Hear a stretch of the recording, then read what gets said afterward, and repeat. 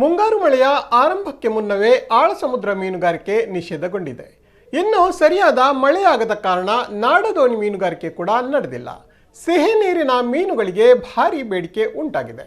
ಸಾಕಷ್ಟು ಮೀನುಗಾರರು ನದಿ ನೀರಿನ ಮೀನಿಗೆ ಬಲೆ ಬೀಸಿದ್ರೆ ಮಳೆಗಾಲದ ವಿರಾಮದ ವೇಳೆ ಸಾಕಷ್ಟು ಮಂದಿ ಗಾಳ ಹಾಕಿ ನದಿ ಮೀನು ಸವಿಯೂಟ ಉಣ್ಣುತ್ತಿದ್ದಾರೆ.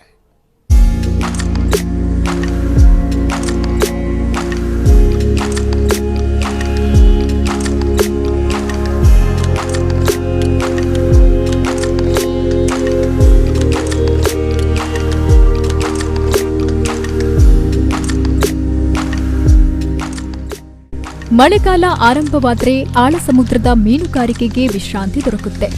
ನಾಡದೋಣಿ ಮೀನುಗಾರಿಕೆ ಆರಂಭವಾಗಿ ಮೀನು ಪ್ರಿಯರ ಪಾಲಿಗೆ ತಾಜಾ ಮೀನುಗಳು ಲಭ್ಯವಾಗುತ್ತೆ. ಆದರೆ ಈ ಬಾರಿ ಮಳೆಯ ಕಣ್ಣಾಮುಚ್ಚಾಲೆ ಆಟದಿಂದ ನಾಡದೋಣಿ ಮೀನುಗಾರಿಕೆಗೂ ಭಾರಿ ದೊಡ್ಡ ಹೊಡೆತ ಬಿದ್ದಿದೆ. ನಾಡದೋಣಿ ಮೀನುಗಾರರು ಇನ್ನೂ ಸಮುದ್ರಕ್ಕೆ ಇಳಿದಿಲ್ಲ. ತಾಜಾ ಮೀನುಗಳಿಗೆ ಅಭಾವ ಉಂಟಾಗ್ತಿದ್ದಂತೆ ಕರಾವಳಿಗರು ಸಿಹಿ ನೀರಿನ ಮೀನಿನ ರುಚಿ ಸವಿಯಲು ಮನಸ್ಸು ಮಾಡಿದ್ದಾರೆ. ಮೀನುಗಾರಿಕೆಯನ್ನೇ ನಂಬಿದವರಿಗೆ ಬೇರೆ ಕಸುಬು ಮಾಡಲು ಗೊತ್ತಿಲ್ಲ. ಹಾಗಾಗಿ ನದಿ ನೀರಿನ ಮೀನುಗಾರಿಕೆಯತ್ತ ದೃಷ್ಟಿ ಹರಿಸಿದ್ದಾರೆ. ಸದ್ಯ ಮಾರುಕಟ್ಟೆಗಳಲ್ಲಿ ಇರ್ಪೆ, ಏರಿ, ಕಿಜನ್, ಕಾಣೆ, ಮೊಡಚಿ ಸಹಿತ ವಿವಿಧ ಜಾತಿಗಳ ಒಳ್ಳೆಯ ಮೀನಿಗೆ ಭಾರಿ ಬೇಡಿಕೆ ಉಂಟಾಗಿದೆ. ಅಪರೂಪಕ್ಕೆ ಸಿಗುವ ಮೀನುಗಳು ಮೀನು ಪ್ರಿಯರ ಬಾಯಲ್ಲಿ ನೀರೂರಿಸುವಂತೆ ಮಾಡಿದೆ.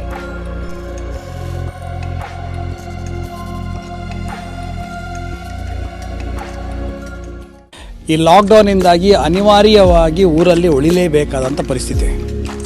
ನಿಮಗೆಲ್ಲರಿಗೂ ಗೊತ್ತಿದೆ, ನನ್ನ ಉದ್ಯೋಗ ಚಲನಚಿತ್ರ ಹಾಗೂ ಸೀರಿಯಲಲ್ಲಿ ಅಭಿನಯ ಮಾಡೋದು. ಆ ಉದ್ಯೋಗ ನಿಮಿತ್ತವಾಗಿ ನನ್ನ ವಾಸ ಬೆಂಗಳೂರಲ್ಲಿ ಆಗಾಗ ಆಗ್ತಾ ಇರ್ತದೆ. ಈ ಬೆಂಗಳೂರಿದ್ದಾಗ ನಮಗೆ ಕರಾವಳಿಯವರು, ನಾನು ಉಡುಪಿ ಭಾಗದವನು. ಕರಾವಳಿಯಲ್ಲಿದ್ದಾಗ ನಮಗೆ ಮೀನು ಅತ್ಯಂತ ಇಷ್ಟವಾದಂಥ ಖಾದ್ಯ.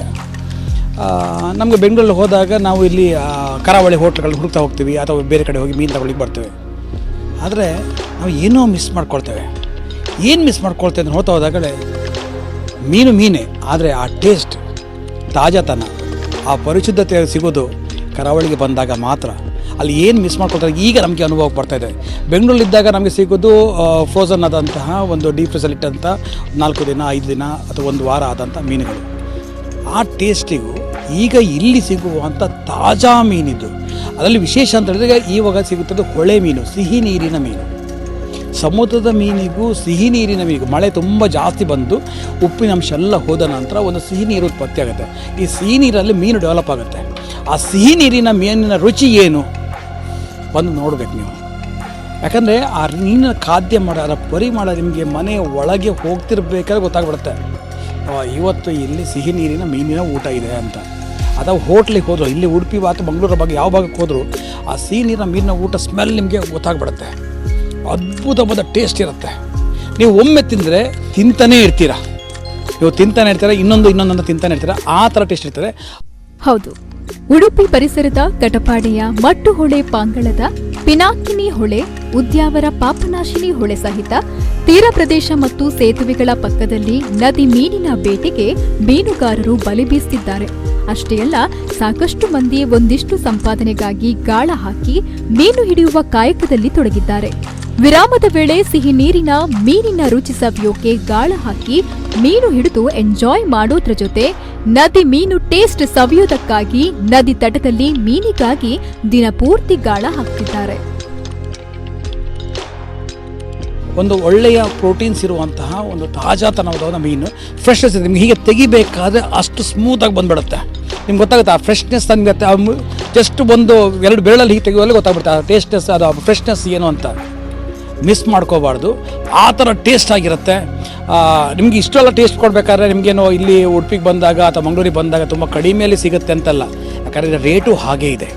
ನಿಮಗೆ ಸಮುದ್ರ ಮೀನಿನ ರೇಟಿಗೂ ಹೊಳೆ ಮೀನಿನ ಸಿಹಿ ನೀರಿನ ಮೀನಿನ ರೇಟಿಗೂ ಬಹಳ ವ್ಯತ್ಯಾಸ ಇದೆ. ಯಾಕಂದರೆ ಇಲ್ಲಿ ಮಳೆಗಾಲ ಕಾಲದಲ್ಲಿ ಇದಕ್ಕೆ ಬಹಳ ರಿಸ್ಕಲ್ಲಿ ಅವರು ಹೊಳೆಗೆ ಹೋಗ್ತಾರೆ, ನೀರು ತುಂಬಿಕೊಂಡಿರುತ್ತೆ. ಈ ರಿಸ್ಕ್ ಫ್ಯಾಕ್ಟ್ರಲ್ಲಿ ಹೋದಾಗ ಆ ರೇಟು ಅವ್ರದ್ದು ಹಾಗೆ ಇಟ್ಕೋತಾರೆ. ಯಾಕಂದರೆ ಇದಕ್ಕೆ ಸಂಪೂರ್ಣ ಜೀವದ ಹಂಗನ್ನು ಇಟ್ಟುಕೊಂಡು ಅವರು ಮೀನುಗಾರಿಕೆ ಮಾಡಿರ್ತಾರೆ. ನಾವು ಊರಿಗೆ ಬಂದಾಗ ನನ್ನ ಗೆಳೆಯರ ಜೊತೆಗೆ ನಾನು ಚಿಕ್ಕ ನಾಡ ದೋಣಿಯಲ್ಲಿ, ನಿಮ್ಗೆ ಗೊತ್ತಿದೆ ಇವಾಗ ದೊಡ್ಡ ದೋಣಿ ಹೋಗ್ಲಿಕ್ಕೆ ಬಿಡಲ್ಲ, ಈ ನಾಡ ದೋಣಿಯಲ್ಲಿ ನನ್ನ ಗೆಳೆಯರೊಂದಿಗೆ ನಾವು ಬಲೆ ಹಿಡ್ಕೊಂಡು ಹೋಗೋದಿದೆ. ನಾವೇ ಸ್ವಲ್ಪ ಬಲೆ ಹಾಕಿ ಮೀನನ್ನು ಹಿಡಿದು ಅದೇ ಫ್ರೆಶ್ ಆಗಿ ಮೀನು ತಂದು ಆ ಮೀನನ್ನು ಅಲ್ಲೇ ಕುಕ್ ಮಾಡಿ ತಿಂದಾಗ ಆವಾಗ ನಿಮ್ಗೆ ಗೊತ್ತಾಗುತ್ತೆ what you lost, what you missed ಅಂತ. ಒಟ್ಟಿನಲ್ಲಿ ನದಿಯ ಮೀನುಗಳಿಗೆ ಭಾರಿ ಬೇಡಿಕೆ ಉಂಟಾಗಿದೆ. ಹೋಟೆಲ್ಗಳಲ್ಲಿ ಕೂಡ ನದಿ ಮೀನಿನ ಖಾದ್ಯಗಳು ಗ್ರಾಹಕರ ಬಾಯಿ ಚಪ್ಪರಿಸುವಂತೆ ಮಾಡಿದೆ. ಸಿಹಿ ನೀರಿನ ಮೀನುಗಳು ಮೀನು ಪ್ರಿಯರ ಜೇಬಿಗೆ ಕತ್ತರಿ ಹಾಕ್ತಾ ಇದೆಯಾದ್ರೂ ತಾಜಾ ಮೀನಿನ ರುಚಿಯೂಟ ಮಾಡುವಂತೆ ಮಾಡಿದ್ದು ಮಾತ್ರ ಸತ್ಯ. ಪ್ರಮೋ ಸುವರ್ಣ ಕಟಪಾಡಿ, ನಮತುಲ್ಲಾ ನ್ಯೂಸ್, ಉಡುಪಿ.